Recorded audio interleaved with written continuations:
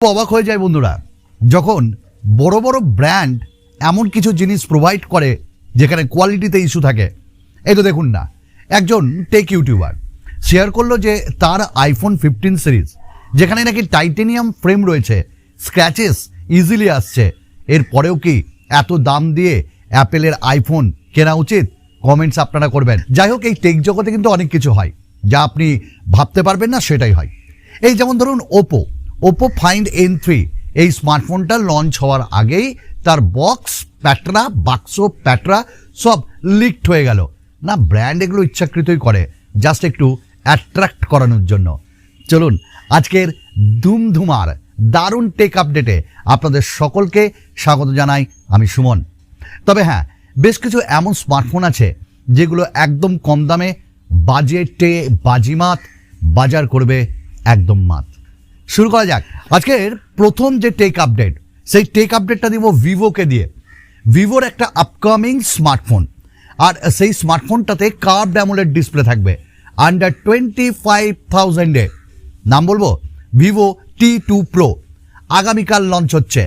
এবং এই স্মার্টফোনটাই থাকছে 6.78 ইঞ্চেসের 120 হার্টসের curved AMOLED panel, MediaTek Dimensity 7200, 64 মেগাপিক্সেলের OIS ক্যামেরা, IP52 রেটিং থাকছে, 4600 mAh ব্যাটারি এবং 66 ওয়াটের ফাস্ট চার্জিং।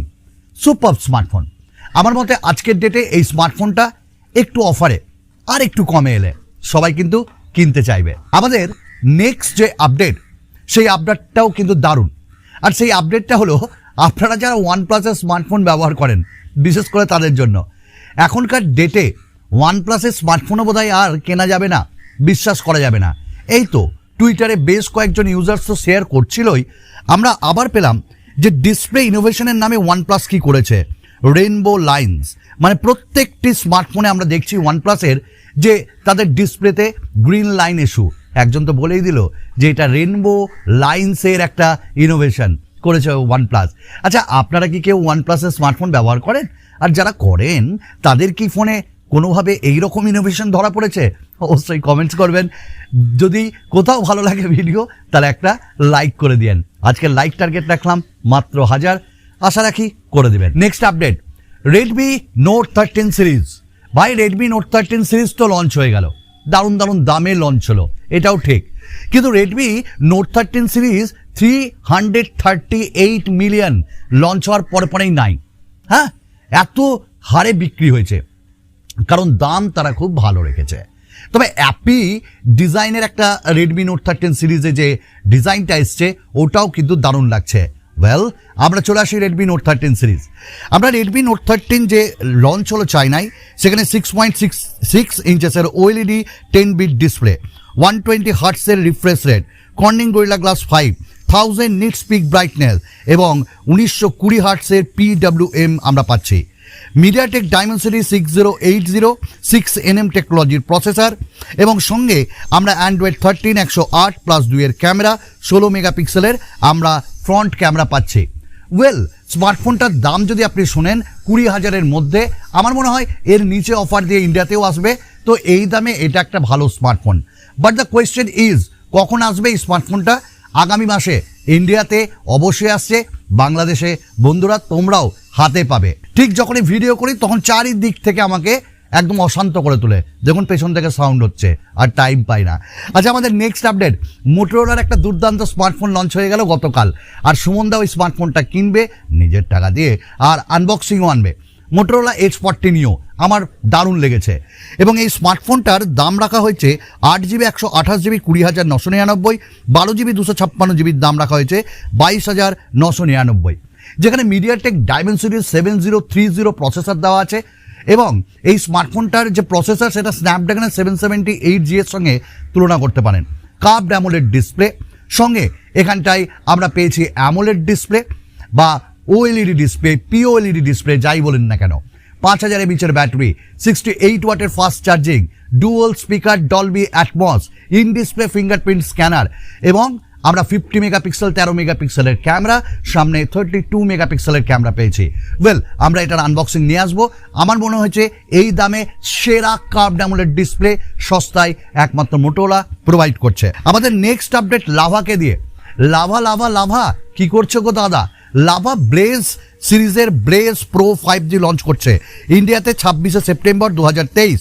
মিডিয়াটেক ডাইমেনসিটি 6020 থাকবে, 50 মেগাপিক্সেলের ডুয়াল রেয়ার ক্যামেরা এবং 3.5 অডিও যে জ্যাকটা থাকে সেটাও থাকবে, এবং এর দাম মোটামুটি 15,000-এরও অনেক নিচে তারা লঞ্চ করবে।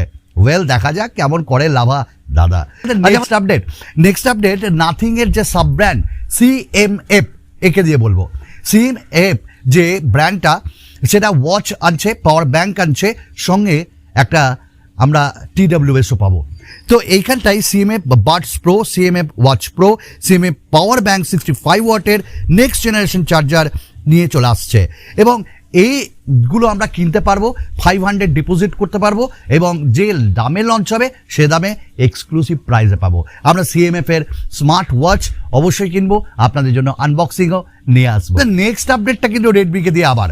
রেডমি নোট 13 সিরিজের আবার pro series, pro plus series অসাধারণ করেছে দাদা।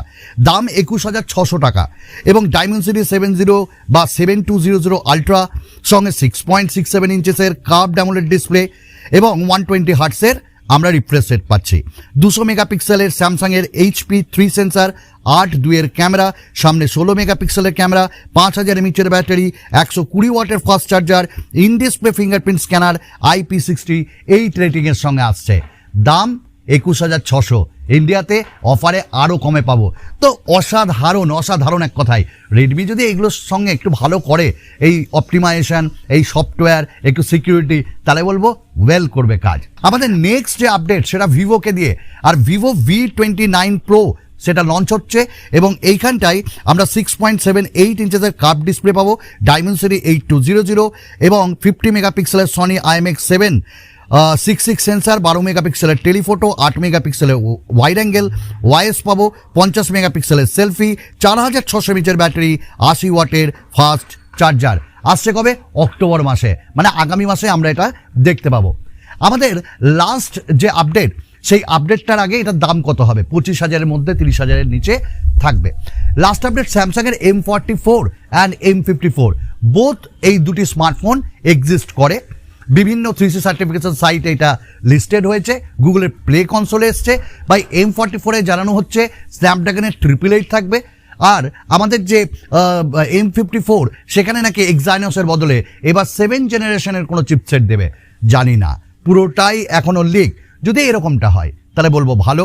আর দুটোতেই অ্যামোলেড ডিসপ্লে, দুটোতেই ডুয়াল স্পিকার, দুটোতেই আমরা 5000 mAh ব্যাটারি ওপর পাবো, এবং 25 ওয়াটের fast charging. Well, camera 64 megapixel করে থাকবে, ফ্রন্টে 32 মেগাপিক্সেল। আপনিও ওয়েট করুন, আমরাও ওয়েট করি, আর দুটি স্মার্টফোনই বেস্ট বাজেটে আসবে, এরকমটাই শোনা যাচ্ছে। আজকের মতন এটুকুন ছিল।